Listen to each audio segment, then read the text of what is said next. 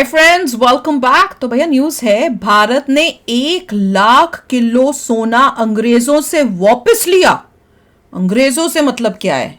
मतलब यूके ही हुआ, क्योंकि ब्रिटिशर्स ही लेके गए थे हमारा सोना चांदी हीरे जवाहरात। तो देखते हैं क्या वही न्यूज है।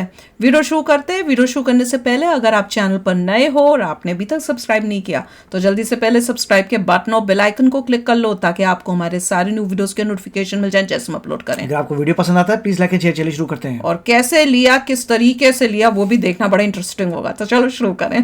33 साल की शर्मिंदगी और हर साल करोड़ों रुपए का खर्चा, इसके ऊपर हमारे सर पर एहसान रखा वो अलग से। जी हाँ, 1991 से ये चला आ रहा था, लेकिन आज इस दर्द को खत्म किया जा चुका है, क्योंकि रिजर्व बैंक ऑफ इंडिया ने सबसे बड़ा ऐलान कर डाला है। दरअसल कुछ ही घंटों पहले रिजर्व बैंक ऑफ इंडिया ने ऐलान किया है कि अंग्रेजों के पास रखा भारत का जो सोना है उसे आखिरकार 33 सालों के बाद वापस भारत लाया जा रहा है। ये सोना कोई छोटी मोटी मात्रा में नहीं है। ऐसा नहीं है कि 10-20 किलो है, ये करीबन 100 टन सोना है। कितनी बड़ी मात्रा है।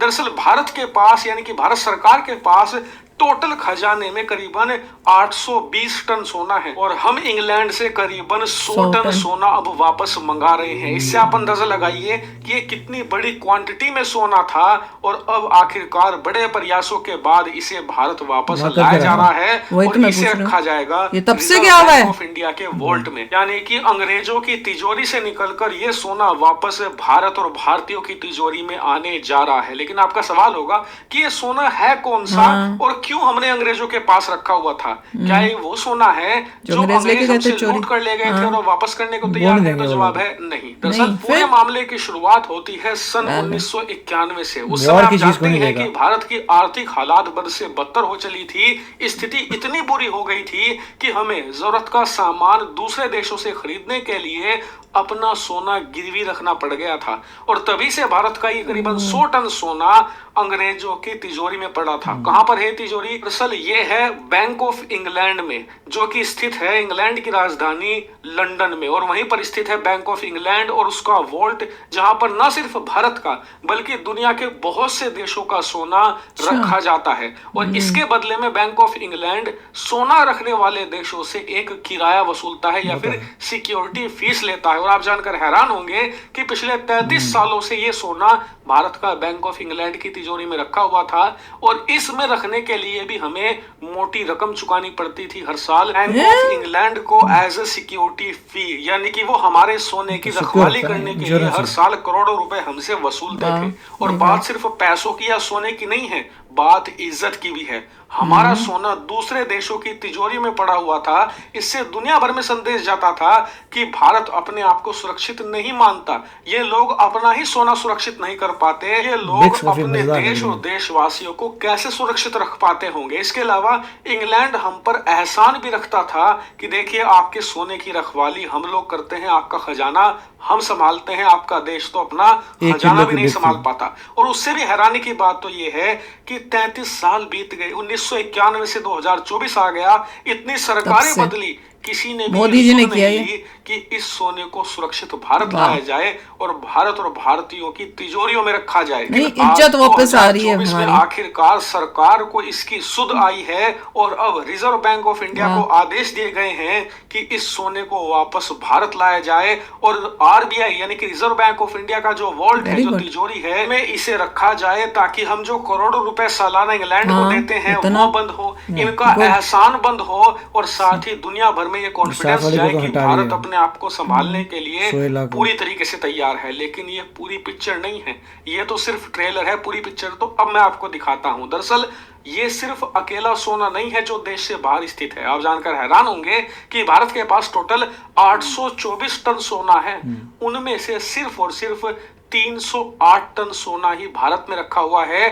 बाकी का सोना हमने दुनिया के अलग अलग बैंकों में रखा हुआ है। कितना है सोना? करीबन 514 टन। जी हाँ, जितना भारत में सोना पड़ा है उससे दुगने से भी ज्यादा सोना हमने दुनिया के अलग अलग बैंकों में सुरक्षा कारणों से रखा हुआ है, जो कि यूरोपियन यूनियन के बैंक है, कहीं कहीं अमेरिकी बैंक है और बैंक ऑफ इंग्लैंड है, यहाँ तक कि रशिया में भी कुछ हमने सोना डिपॉजिट करके रखा हुआ है।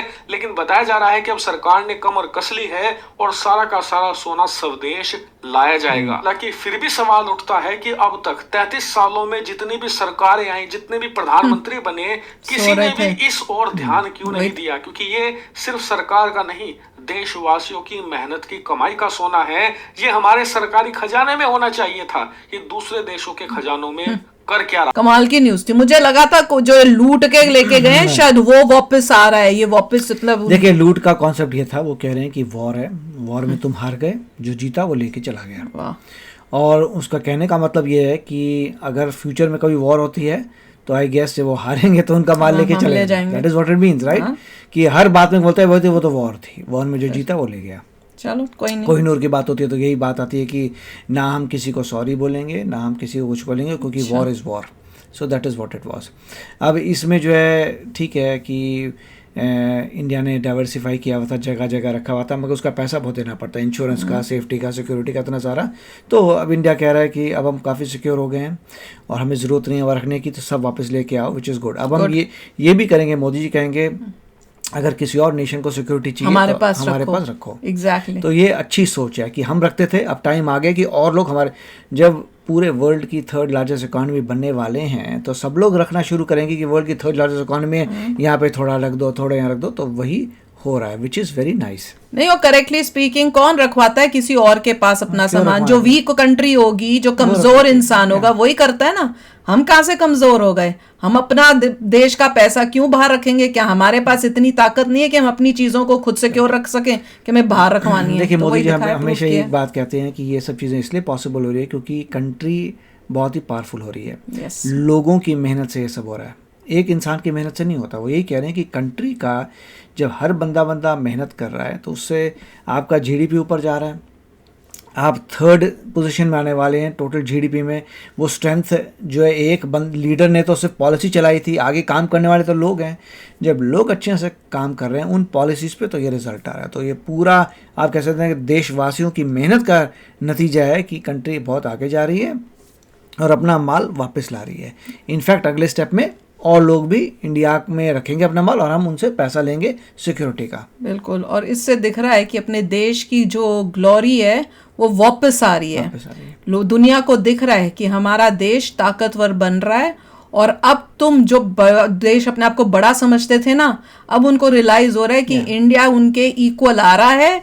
अब जो तुम करते थे कि दूसरे देशों का सोना वोना जी हम सिक्योर है, हम इतने ताकतवर थे कि हमारे यहाँ रखोगे तो भैया सिक्योर है, सेफ्टी है, अब इंडिया ये दिखा रहा है कि भैया नहीं, हमारे पास भी इतनी सिक्योरिटी है कि हम अपना तो रख ही रहे हैं, अब तुम देखना कि बाकी देश भी हमारे पास आएंगे। इससे इंडिया की पावर दिख रही है, इंडिया कितना पावरफुल बन रहा है। कमाल की न्यूज़ है यार। और बाकी उन्होंने कभी किया नहीं क्योंकि उनको देश से इतना लगाव है ही नहीं।